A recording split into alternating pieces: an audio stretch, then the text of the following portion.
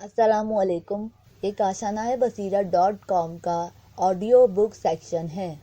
آپ اس وقت جس کتاب کو سننے کی سعادت حاصل کر رہے ہیں وہ ہے مکتب رسول۔ اس کا 17واں حصہ ملاحظہ فرمائیں۔ امامت۔ کیا امام کو پہچاننا اصول دین میں داخل ہے؟ راغب اصفہانی نے کتاب مفردات القرآن میں لکھا ہے کہ امام کے معنی پیشوا کے ہیں، یعنی جس کی پیروی کی جائے اسے امام کہتے ہیں، چاہے وہ کتاب ہو چاہے انسان، خواہ حق ہو خواہ باطل، اور اس لفظ کی جمع ائمہ ہے۔ اب جو ہم امام کے معنی سمجھ گئے ہیں تو مندرجہ بالا سوال کا جواب دیتے ہیں۔ بہتر یہ ہوگا کہ ہم اس موضوع سے متعلق آیتیں اور روایتیں لکھ دیں اور اس امر کا فیصلہ پڑھنے والوں پر چھوڑ دیں۔ نمبر 1، غدیر خم کے واقعے میں قرآن شریف حضرت محمد مصطفیٰ صلی اللہ علیہ وسلم کو مخاطب کر کے کہتا ہے، اے رسول، جو کچھ آپ کے پروردگار کی طرف سے آپ پر نازل ہوا ہے اسے با تمام و کمال لوگوں تک پہنچا دیں، اور اگر آپ نے ایسا نہیں کیا تو گویا آپ نے پیغمبری کا کام ہی انجام نہیں دیا، اور اب تک آپ نے جو کچھ کہا ہے وہ سب حقیقت میں ضائع ہو جائے گا، اور خدا آپ کو لوگوں کے شر سے محفوظ رکھے گا۔ سورہ مائدہ آیت 67۔ یہ دھیان رہے کہ سورہ مائدہ آخری سورت ہے جو پیغمبر صلی اللہ علیہ وسلم پر آخر عمر میں نازل ہوئی، اور یہ بھی دھیان رہے کہ حضرت صلی اللہ علیہ وسلم توحید، شرک، بت شکنی، رسالت، قیامت اور نماز کے مسائل سالہ سال تک متواتر لوگوں سے بیان کرتے چلے آ رہے تھے، اور یہ بھی دھیان رہے کہ جہاد، روزہ، خمس اور زکوٰۃ کا حکم 2 ہجری میں صادر ہوا تھا اور اب 10 ہجری ہے جب سورہ مائدہ نازل ہوئی ہے، جو ایسی سخت تاکید سے اس حکم کو بیان کرتی ہے۔ اس کے علاوہ یہ بھی دھیان رہے کہ پیغمبر خدا صلی اللہ علیہ وسلم کوئی ڈرنے والے انسان نہیں تھے، ورنہ وہ بعثت کے ابتدائی برسوں میں ہی ڈر جاتے جب وہ تنہا تھے، نہ کہ آخری برسوں میں جبکہ ان کے ہزاروں پیرو اور عقیدت مند موجود تھے۔ لیکن یہ آیت کہتی ہے کہ ڈرو نہیں، ہم تمہاری حفاظت کریں گے، اور اس بات پر بھی غور کریں کہ جب یہ آیت جس مقام پر نازل ہوئی ہے وہ قافلوں کے متفرق ہو جانے کا مقام ہے۔ ہوا سخت گرم ہے اور پیغمبر خدا صلی اللہ علیہ وسلم کی عمر کا آخری حج ہے۔ اس سے معلوم ہوتا ہے کہ جو پیغام آپ اب پہنچانے والے ہیں وہ کسی ایسے موضوع سے متعلق ہے کہ پیغمبر خدا صلی اللہ علیہ وسلم کو منافقوں کی تخریب کاری کا خدشہ ہے۔ بہرحال تمام باتوں پر دھیان دینے سے ہم یہ سمجھتے ہیں کہ سورہ مائدہ کی 67ویں آیت اپنے اندر ایک بہت بڑا پیغام رکھتی ہے، اور وہ رسول صلی اللہ علیہ وسلم کی جانشینی اور امت اسلامی کے لیے ایک معصوم رہنما کے تقرر کا مسئلہ ہے۔ رسول خدا صلی اللہ علیہ وسلم کے ایسے بہت سے اصحاب نے جو تمام مسلمانوں میں مقبول ہیں اس واقعے کو بیان کیا ہے اور کہا ہے کہ یہ آیت غدیر خم کے واقعے اور جانشین رسول سے متعلق ہے۔ مزید معلومات کے لیے علامہ امینی کی کتاب الغدیر ملاحظہ فرمائیے۔ امامت اصول دین میں شامل ہے۔ نمبر 1، ہمارا نقطہ نظریہ ہے کہ خدا پیغمبر کو تاکید کرتا ہے کہ اگر آپ اپنے صحیح جانشین کے تعارف اور تقرر میں کوتاہی کی اور معاشرے کی حفاظت کے خیال اور بعض منافقوں کی تخریب کاری کے خوف سے سستی برتی تو گویا آپ نے خدا کی پیغام رسانی ہی نہیں کی، ہم آیت کے زوردار لہجے اور پیغمبر خدا صلی اللہ علیہ وسلم کی پوری تبلیغات کو جانشین کے تعارف اور تقرر سے وابستہ کر دینے سے یہ سمجھتے ہیں کہ امامت اصول دین میں شامل ہے۔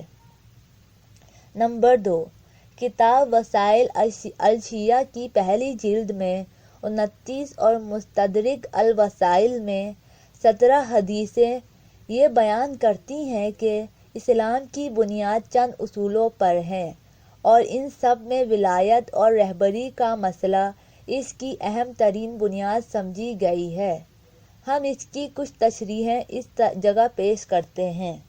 الف، جیسا کہ حضرت امام محمد باقر علیہ السلام فرماتے ہیں، اسلام کی بنیاد نماز، زکوٰۃ، حج، روزے اور ولایت پر قائم ہے۔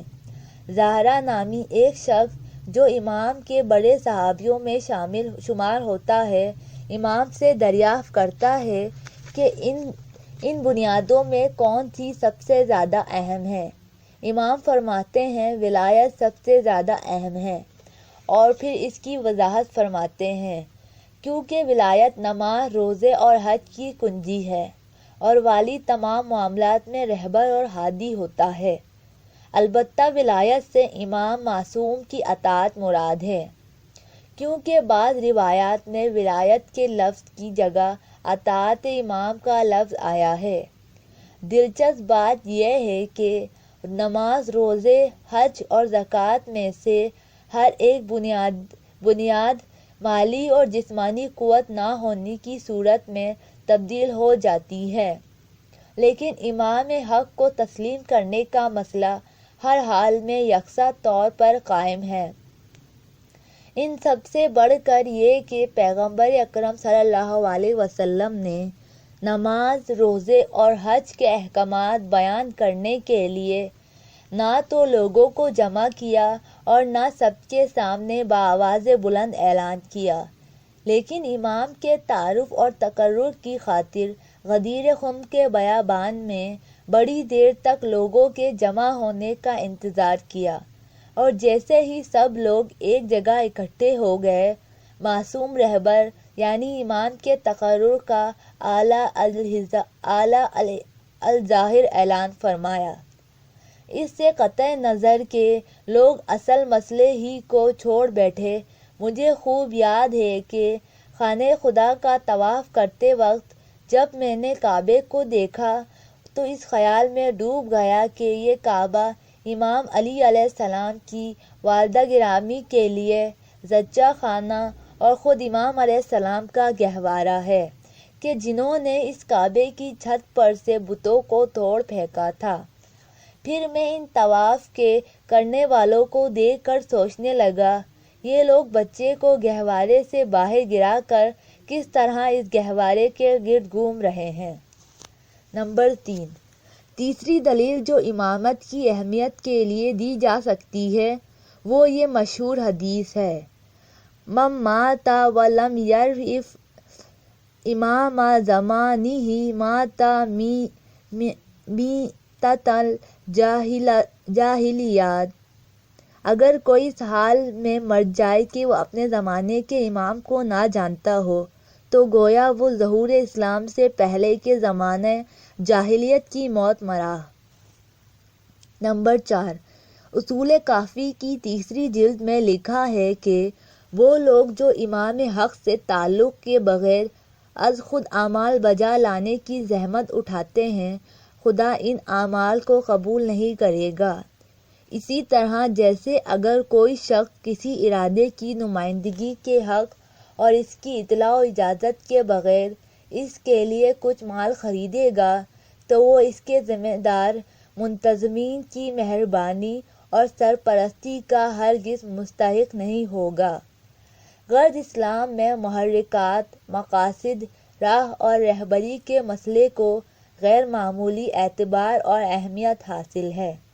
نتیجہ، قارئین کرام مندرجہ بالا چاروں دلیلوں پر ایک سرسری نظر ڈال کر یہ معلوم کر سکتے ہیں کہ اسلام میں امامت اصل ہے یا فرع۔ مختصراً یہ کہ مختصر یہ کہ توحید اس وقت تک توحید ہے جب تک کہ معاشرے کا حاکم معصوم رہبر ہے، ورنہ توحید کی جگہ طاغوت پھلے پھولیں گے۔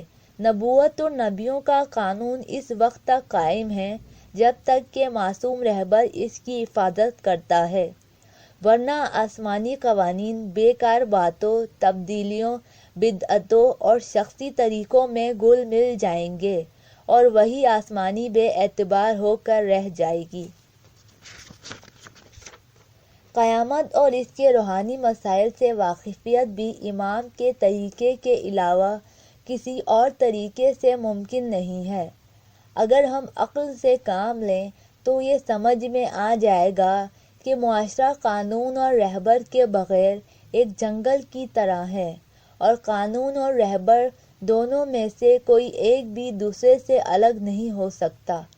اس طرح رہبری اور امامت کے مسئلے اور معاشرے کے نظام اور قانون کی حفاظت اور بقا میں اس کے کردار سے انکار نہیں کیا جا سکتا۔ توحید سے امامت کا تعلق۔ جس وقت امام علی رضا علیہ السلام شہر نشاپور سے گزر رہے تھے تو ان کے عقیدت مندوں نے انہیں گھیر لیا اور ان سے ایک حدیث بیان کرنے کی التجا کی۔ امام علیہ السلام نے ایک حدیث جو انہوں نے اپنے والد سے اور ان کے والد نے اپنے والد سے، یہاں تک کہ پیغمبر اکرم صلی اللہ علیہ وسلم سے، اور انہوں نے جبرائیل امین اور انہوں نے خداوند عالم سے سنی تھی، اس طرح بیان فرمائی کہ خدا فرماتا ہے کلمات لا الہ الا ہو حصنی فمن دخل عذابی، یعنی توحید میرا قلعہ ہے، جو شخص اس میں داخل ہو جائے گا وہ میرے عذاب سے محفوظ ہو جائے گا۔ امام رضا علیہ السلام یہ حدیث فرما کر آگے بڑھ گئے۔ کچھ دیر نہیں گزری تھی کہ لوگوں نے دیکھا امام علیہ السلام رک گئے اور فرمانے لگے بشروطہا وَأَنَّا مِن شروطہا، یعنی توحید اپنی شرائط کے ساتھ خدائی قلعہ ہے اور میں خود ان شرائط میں سے ایک شرط ہوں۔ اس مقام پر امام نے توحید اور امامت میں شرط اور مشروط کا رشتہ قرار دیا، وہی رشتہ جو مشین اور اس کے پہیے میں ہے یا نماز اور وضو میں ہے، یعنی امامت کے پائے کے بغیر توحید پر لوگوں کا ایمان ڈگمگانے لگتا ہے۔ جب تک توحید مورد بحث ہے، معصوم کی امامت بھی زیر بحث رہے گی، اور وہ بھی زندہ اور موجود امامت۔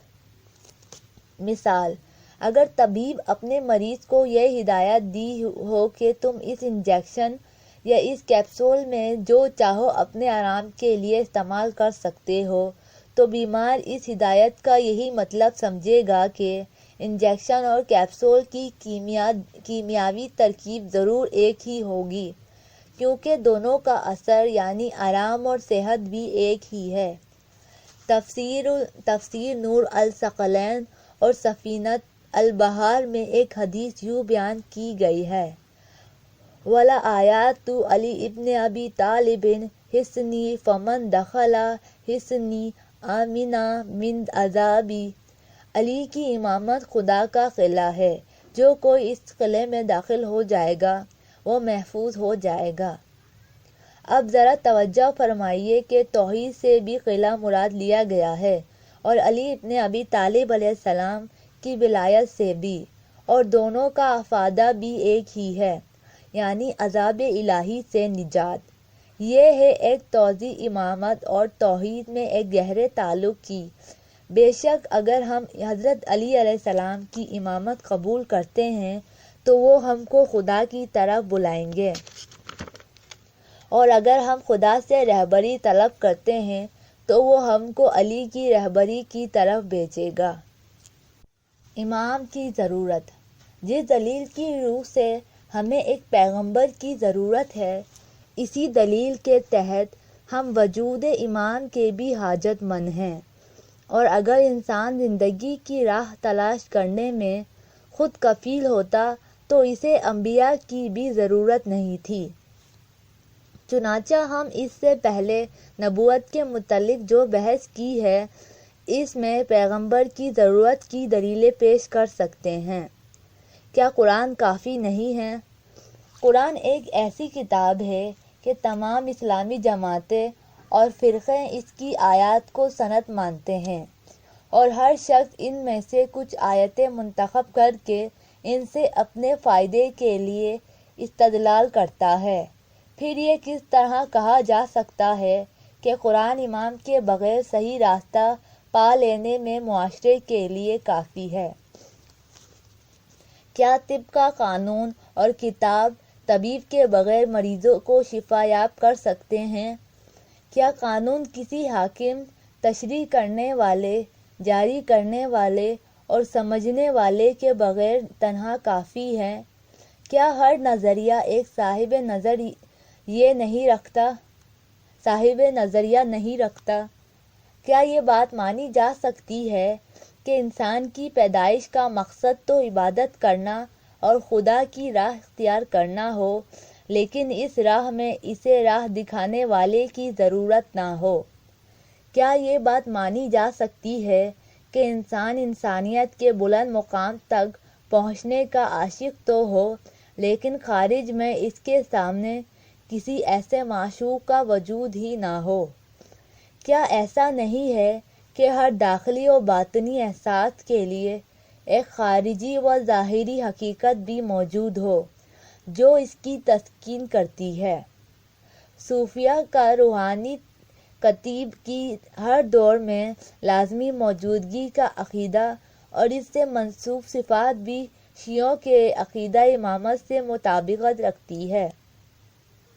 اہل بیت رسول کے قول کے مطابق امام صوفیہ کی زبان میں ایک آفاقی انسان، اسماء الہی کا مظہر اور لوگوں کی زندگیوں اور اعمال کا رہنما ہوتا ہے۔ لہٰذا اہل تشیع کے ولایت کے تصور کو پیش نظر رکھتے ہوئے ہم یہ کہہ سکتے ہیں کہ روحانی زندگی اور ولایت کے ماخذ کے لحاظ سے صوفی اکابر شیعہ ہیں، گو دین کی ظاہری صورت کے لحاظ سے وہ سنی مکتب کی پیروی کرتے ہیں۔ مطلب یہ کہ اہل تشیع کو امام معصوم کے پیرو ہونے کی وجہ سے وہ تمام چیزیں حاصل ہیں جو اہل تصوف بتاتے ہیں۔ اس کے برعکس خود اہل تصوف جس کتیب اور انسان کامل کا تصور کرتے ہیں وہ شیعی دنیا کے علاوہ کہیں وجود خارجی نہیں رکھتا۔ ہاں، ماننا اور تصور کرنا اور چیز ہے، ہونا اور پانا اور چیز ہے۔ مثلاً ہم اگر اندرونی طور پر پیاس محسوس کرتے ہیں تو ہمارے جسم کے باہر اس کا جواب یعنی پانی بھی موجود رکھتا ہے۔ اسی طرح آپ کو اندرونی احساسات کا خارجی جواب ملے گا۔ پھر یہ بات ہم کیوں کر مان لیں کہ انسان میں ترقی کا اور نیکی کی چوٹی پر پہنچنے کا جذبہ تو ہو، لیکن ایسی کوئی چیز جسے اس ضرورت کی تکمیل یا جواب کہا جا سکے اس کے ذہن سے باہر کوئی وجود نہ رکھتی ہو؟ یہ بات کیسے قبول کی جا سکتی ہے کہ میزبان لوگوں کو بلائے اور انہیں گھر کا پتہ نہ دے یا ان کے لیے کوئی رہنما نہ بھیجے، خصوصاً ایسے موقع پر کہ راستے میں ایسے لوگ مزاحم ہوں جو مہمانوں کو میزبان کے گھر سے دور کھینچ لے جائیں؟ یہاں میزبان کو چاہیے کہ وہ مہمانوں کے نام اور واضح پہچان کے ساتھ ایک رہنما بھی بھیجے تاکہ وہ انہیں پتہ بھی واضح طور پر بتائے اور راستے میں گمراہ کرنے والوں سے لڑائی بھی لڑے اور مہمانوں کو ان کے شر سے بھی بچائے۔ ہم یہ بات کیسے مان لیں کہ انسان زندگی کی سادہ اور محسوس راہوں میں گمراہ ہو جانے کی صورت میں تو رہنمائی کا محتاج ہو، لیکن نیکی کی باطنی اور آسمانی راہیں طے کرنے اور حقیقی ترقی حاصل کرنے میں جو زیادہ پیش دار بھی ہے اور اس سلسلے میں انسان کا علم کم تر اور شیطانی وسوسے زیادہ ہیں، وہ کسی رہنما یا رہنمائی کی حاجت نہیں رکھتا۔ آج تک آپ نے کسی معاشرے کے بارے میں سنا یا دیکھا ہے کہ اس کے افراد کو کسی رہبر کی ضرورت نہیں ہے اور انہوں نے کسی کو اپنا رہبر تسلیم نہیں کیا ہے؟ کیا شہد کی مکھیوں نے جو اجتماعی زندگی بسر کرتی ہے اپنے لیے بطور سردار ایک ملکہ کو قبول نہیں کیا ہے؟ کیا آپ حکومت و سیاست اور صلح و جنگ کی تاریخ میں کسی ایسی کامیابی سے واقف ہیں جس میں رہبر کا کردار نظر انداز کر دیا گیا ہو؟ امام کے بغیر سماج کو یعنی بد نظام سماج کو کون عقل مند اور باضمیر شخص قبول کرے گا؟ امام علی علیہ السلام فرماتے ہیں لا بد للناس من امیر برن کانا او فاجرن، قوم کے لیے ایک امیر کا ہونا ضروری ہے، چاہے وہ اچھا ہو چاہے برا۔ بہرحال بد نظامی کے انسداد کے لیے امیر کا وجود لازم و لابد ہے۔ ہمیں امام کی ضرورت کے بارے میں مزید بحث نہیں کرنا چاہیے، اس لیے کہ یہ ایک ایسی ہی بات ہے جیسے سورج کے وجود رکھنے یا ایسی ہی دوسری واضح باتوں کی تشریح کی جائے۔ اس کے بجائے ہمیں امام اور رہبر کی صفات اور شرائط پر غور کرنا چاہیے، اس کے انتخاب کی بنیاد اور معیار پر بات چیت کرنا چاہیے، اور رہبر کے تقرر اور معزولی کے موقعوں پر نیز جھوٹے رہبر کے مقابلے میں سچے رہبر کی پہچان کے طریقے کا جائزہ لینا چاہیے۔ اس لیے ہم امام کی ضرورت کے متعلق بحث کو جلد ہی ختم کیے دیتے ہیں، کیونکہ اس موضوع پر کہنے کو بہت کچھ باقی ہے۔ خلاصہ یہ ہے کہ امام کی ضرورت پر بحث کرنے کی چندہ حاجت نہیں ہے، کیونکہ ہر شخص جانتا ہے کہ امام اور رہبر کے بغیر اجتماعی زندگی قائم نہیں رہ سکتی اور امام کی ضرورت ناقابل تردید ہے۔ چنانچہ سب جانتے ہیں کہ خدائی قانون کے نفاذ اور احکام الہی کی حفاظت کی خاطر طاقت اور حکومت ضروری ہے، اور طاقت اور حکومت کو صحیح راستے پر لے جانے کے لیے ایک لائق امام کی ضرورت ہے۔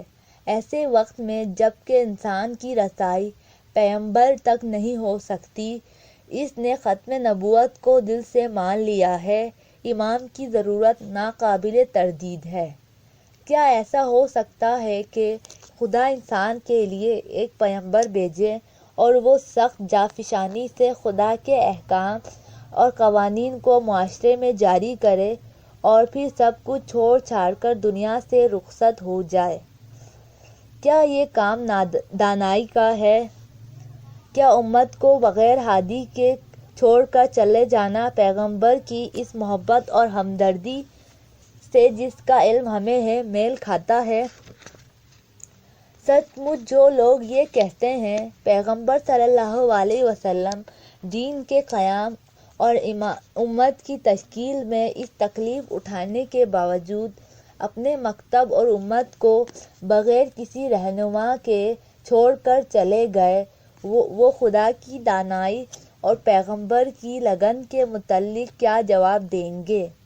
اور پھر وہ کون ایسا ذمہ دار انسان ہے جو لوگوں کو اس قدر بے پرواہی کے ساتھ چھوڑ جائے گا؟ بنیادی طور پر مکتب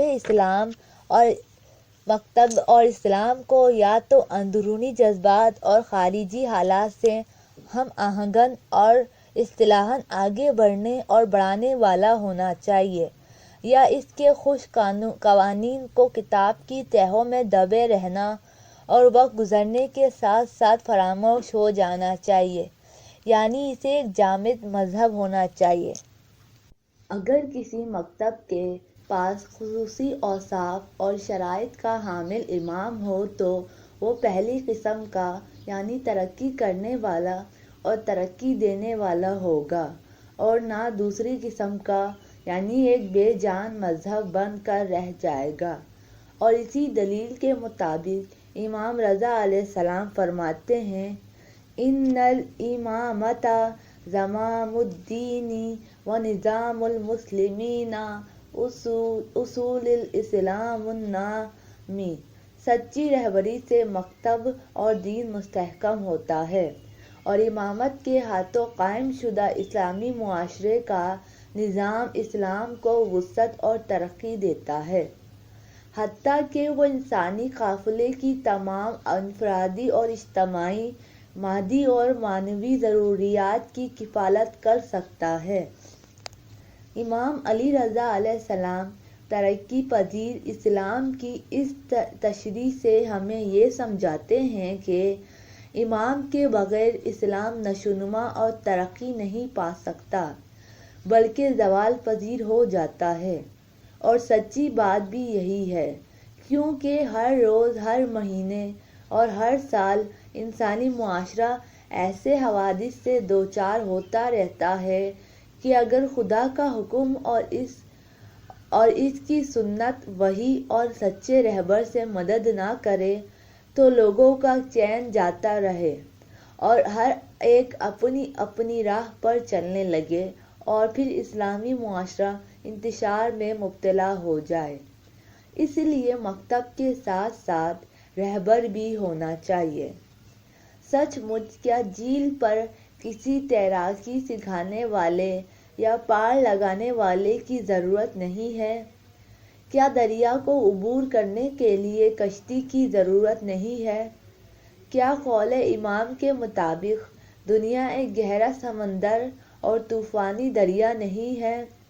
کیا اہل بیت اور معصوم امام نجات کی کشتی نہیں ہے؟ پھر یہ کیوں کر ممکن ہے کہ خدا اس دنیا کو دریا کی طرح پیدا کرے اور لوگوں کو اس دریا میں تیرتے ہوئے دیکھے اور رات دن اس میں ہزاروں ڈوبنے والوں کی خبر نہ لے، جبکہ دریا بھی ایسا ہے کہ اس میں بھنور پڑتے ہیں، خونخوار جانور رہتے ہیں۔ یہ خوف دلاتا ہے اور حواس باختہ کر دیتا ہے، اور اس میں تیرنے والے ایسے ہیں کہ اس کی گہرائی، اس کے موذی جانوروں اور اس کے خطروں سے واقف نہیں ہیں۔ پھر کس طرح خدائے دانا ان تیرنے والوں کو اس خطرناک دریا میں ان کے حال پر چھوڑ سکتا ہے؟ یہ بات خدا کی کس حکمت سے میل کھاتی ہے؟ بے شک اگر ہم ذرا سی دیر کے لیے غور کریں تو یہ بات بخوبی واضح ہو جائے گی کہ ہمارے لیے معصوم رہبروں کی موجودگی ضروری ہے۔ یہ کیسے ہو سکتا ہے کہ خدا نے جسم کے ملک کی حکومت تو عقل کو سونپ دی ہوتی ہے کہ اس کے ذریعے سے آنکھ اور کان گمراہی اور غلطی سے محفوظ رہیں، لیکن دنیا کے عظیم انسانی معاشرے کے لیے خدا کی طرف سے کوئی امام پریشانی دور کرنے، راستہ دکھانے اور اختلاف مٹانے کے لیے مقرر نہ کیا ہو۔ دنیا کی پیدائش کا مقصد یہ ہے کہ انسان اس سے فائدہ اٹھائے۔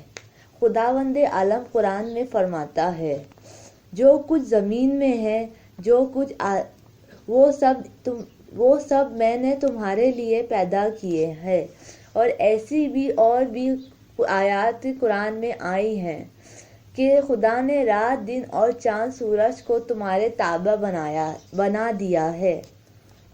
سورہ نحل آیت 13۔ اور اس لحاظ سے انسان موجودات میں سب سے افضل یعنی اشرف المخلوقات ہے۔ انسان کی پیدائش کا مقصد بھی یہ ہے کہ وہ خدا کی عبادت کرے، خدا کی جانب بڑھے اور اپنے کاموں کا رخ خدا کی مرضی کی جانب رکھے۔ ہر مادی یا روحانی عمل میں کچھ چیزوں کی ضرورت پڑتی ہے، جن میں چند یہ ہیں: نمبر 1 راستہ، نمبر 2 وسیلہ، نمبر 3 مقصد، نمبر 4 رہبر۔ اس ضمن میں رہبر کا کام راستے، وسیلے اور مقصد ہر ایک سے زیادہ اہم ہے، کیونکہ اگر رہبر نہ ہو تو ہم راستہ بھی بھول جائیں گے اور منزل بھی اور ہمارے وسیلے بھی بے جہت کام کریں گے۔ اس سے ثابت ہوا کہ کائنات ہمارے لیے پیدا کی گئی ہے، ہم عبادت اور خدا کی جانب سفر کرنے کے لیے پیدا ہوئے۔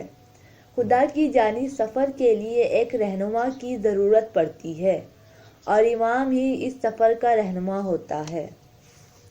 امام کا کردار انسان کے لیے مثال ضروری ہے تاکہ وہ جان جائے کہ کہاں جا رہا ہے، کیسا تھا، کیسا ہے اور اسے کس جیسا ہونا چاہیے۔ امام وہ انسان ہے جس طرح تمام انسانوں کو ہونا چاہیے۔ امام ماڈل ہے، نمونہ ہے، مثال ہے۔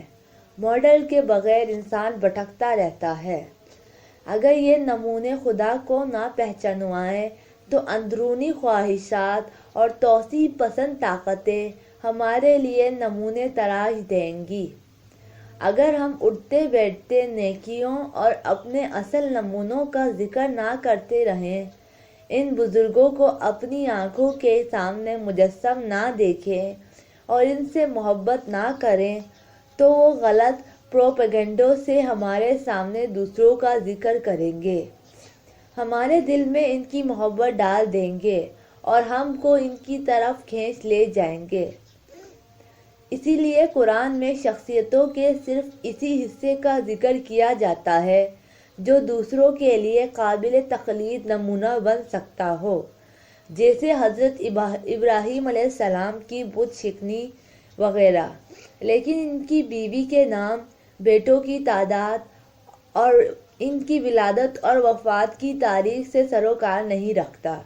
امام صرف رہنما نہیں ہے، امام ہے اور سرپرست نہیں ہے، بلکہ امام ہے، یعنی اس کا عمل، عبادت، کھانا پینا، لڑنا، خاموش رہنا اور بولنا ہمارے لیے نمونہ اور سبق ہے۔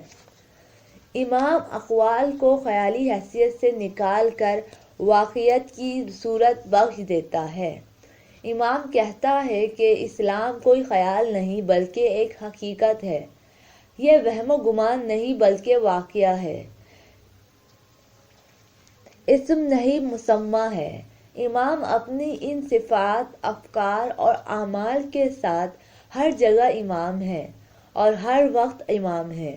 چنانچہ اب بھی حضرت ابراہیم علیہ السلام ہمارے لیے امام ہیں۔ قیامت میں امامت کی پرچھائی قرآن میں آیا ہے کہ قیامت کے دن ہم ہر جماعت کو اس کے امام کے ساتھ بلائیں گے۔ سورہ بنی اسرائیل آیت 71۔ اس سے اپنے ماننے والوں کی گمراہی دور کرنے میں امام کا کردار بخوبی واضح ہو جاتا ہے۔ کئی گنی سزائیں قرآن پیغمبروں کی بیویوں کو مخاطب کر کے کہتا ہے کہ تم میں سے جو کوئی غلطی کرے گی وہ ایسی ہی غلطی کرنے والی دوسری عورتوں سے دگنی سزا پائے گی۔ اس کی وجہ یہ ہے کہ پیغمبر کی بیوی عمل میں دوسروں کے لیے نمونہ ہے اور رہبری کا کردار ادا کرتی ہے۔ سورہ احزاب آیت 3۔ حدیث میں ہے کہ عالم کا ایک گناہ معاف ہونے سے پہلے جاہل کے 70 گناہ بخشے جائیں گے۔ کافی کتاب فضل العلم۔ بے شک عالم معاشروں میں لوگوں کے لیے قابل تقلید نمونہ ہوتا ہے، اس لیے اس کی غلطی بھی بڑی شمار ہوتی ہے۔ ہمارے بعض بزرگ کہتے ہیں کہ اگر کوئی عالم اور دانش مند کوئی چھوٹا سا بھی گناہ کرتا ہے تو وہ اس کے گناہ کبیرہ شمار ہوتا ہے، کیونکہ اس کے عمل کا دوسروں پر اثر پڑتا ہے۔ یہ جو ہم دیکھتے ہیں کہ بدعت کرنے والے اور ایسے لوگوں کا گناہ جو سماج میں غلط طریقوں کے بانی اور پیشور ہیں، دوسروں کے کئی بے گناہ کے برابر ہوتا ہے۔ اس کی وجہ یہی ہے کہ وہ لوگ فاسد امام کا کردار ادا کرتے ہیں۔ ایک دلچسپ حدیث۔ لوگوں نے امام علی نقی علیہ السلام سے پوچھا کہ ایسا کیوں تھا کہ امام علی علیہ السلام جنگ جمل میں جو زخمی ہو جاتا تھا اسے چھوڑ دیتے تھے، لیکن جنگ صفین میں زخمیوں کو بھی مار ڈالتے تھے۔ امام علیہ السلام نے اس کے جواب میں یوں فرمایا کہ جنگ صفین میں مخالفوں کا رہبر زندہ تھا، زخمی لوگ بھاگ بھاگ کر دوبارہ اس کے گرد جمع ہو جاتے تھے، کمی کو پورا کرتے تھے، کمزوروں کو قوت بخشتے تھے اور بیماروں کی مزاج پرسی اور دل جوئی کرتے تھے۔ اور فساد کی جڑ پانی میں تھی، جب تک جڑ پانی میں رہتی ہے پھل کی توقع بھی رہتی ہے، لہذا فتنے کو ختم کرنے کے لیے سب کو مار ڈالنا چاہیے تھا۔ لیکن جمل کے واقعے میں طلحہ و زبیر جیسے لوگوں کے قتل ہو جانے اور حضرت عائشہ کا اونٹ بیٹھ جانے کے بعد بھاگنے والے گمراہوں اور زخمیوں کی کوئی امید اور پناہ گناہ باقی نہیں رہی تھی، اس لیے جو زخمی ہو جاتے تھے یا بھاگ جاتے تھے ان کا پیچھا نہیں کیا جاتا تھا۔ تحفہ العقول صفحہ 508۔